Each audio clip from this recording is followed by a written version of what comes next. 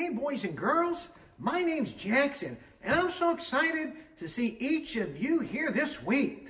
I've been thinking a lot about when we talked to Samuel a few weeks ago and how he told us that his mother had trouble having a baby. I thought it'd be great if we could go visit Hannah and talk to her about how she had Samuel. So let's go visit Hannah right now. Come on, kids. I am fearfully and wonderfully made. You knew me from before time started and when I was still in my mother's womb. Thank you for all that you do for me and for my family. Thank you for your kindness and blessings. Amen. Hi, my name's Jackson, and I was looking for a lady by the name of Hannah. I am she.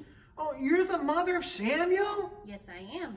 Wow, I'm so excited to meet you. I loved hearing you pray. You talk to God as if he was standing right here next to you. In a way, he is. He and I have grown very close over the many years I have been alive. Well, how did you get so close to God? My relationship with God was strengthened when God had me wait to have a child. Oh, that strengthened your relationship with God? I don't think it would work that way for me. I can't even wait long when my dad tells me that I can't get this new truck I want, to play truck, of course, and then I keep asking him for. Maybe he is choosing to have you wait for something better. Something better? But this truck I saw, it's the best on the market, and I don't think that I can go without it. How long have you gone without it so far? Well, it's been a few days. What if you had to go without it for several years? Several years? I wouldn't like that at all. That's what I thought. God had me wait to have my precious son Samuel for many years. And you never stopped praying for a child? Absolutely not. I knew that in God's timing, he would provide a child for me if it was his will for my life. So it was easy for you to wait? It was definitely not easy. But you knew that God would give you a child. What made it so hard for you to be able to wait for the child? I had friends that would mock me and tell me that God wasn't blessing me because I didn't have any children. Well, that's not nice at all. I know many people who can't have children, and people shouldn't make fun of them. Well, my friend had been able to have children, and she was convinced that she was the most blessed because she had so many children. Oh, I'm so sorry that God didn't bless you with a child during that time of hardship. It's okay. Through my time without children, I was able to grow closer to God and my husband. My sweet husband would spoil me and give me anything I needed, and I knew that even in my sadness, God was hearing me. That was the point when I knew that God was truly hearing me and was right beside me. I could feel his presence all around me. Oh yeah, I know what that feels like. It's really hard to get past the feelings of loneliness, but God always helps. He sure does, and he also provides a blessing to us in his perfect timing. Can you tell me about when you found out that you were going to have a child? Of course. One year, when my husband took us to the yearly sacrifice time, and I decided that I was going to plead before God in the temple, I begged and begged to God to give me a child. There was a priest there named Eli. He saw me praying.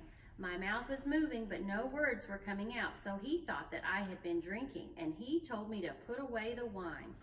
Were you drunk? Had you been drinking wine? Of course not. I was just pouring out my soul before the Lord. Then the priest Eli said to go in peace and said that God would answer my prayer. So what happened? Did God answer your prayer? He sure did. And shortly thereafter, I was with child, and it would be a baby boy. Oh, that's so nice. I love when stories work out like this. I chose to call his name Samuel because his name means I have asked him of the Lord. I promised God that my child would be dedicated to him and that I would give my child over in full service to him. What all did giving your child over to God's service include? Once my child was old enough, I took him back to the temple to work with the priest Eli and to care for the place of God. Oh, that sounds like a really tough thing to do since you just got your son.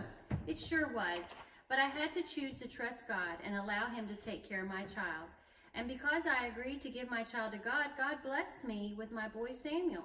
Right, and Samuel became an important priest in the temple and helped Israel choose their first king. That's right. Well, wasn't it weird not getting to raise your own son, though? A little bit.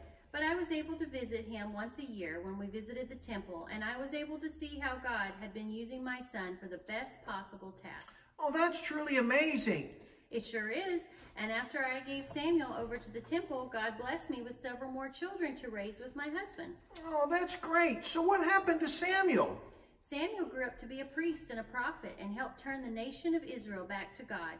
He truly became one of the great men in the Old Testament. Oh, that's a real blessing from God. And I'm so glad that you were able to share this story with us and sharing the power of prayer with us and how waiting on God can bring us a true blessing. Of course, Jackson. Thank you for visiting today. Oh, I'm so glad I came. When I go home, I'm going to work extra hard to develop my relationship with God. And if I make a promise with him, I will sure to keep it. Thank you, boys and girls, for coming today, and I look forward to seeing you next week. Bye-bye.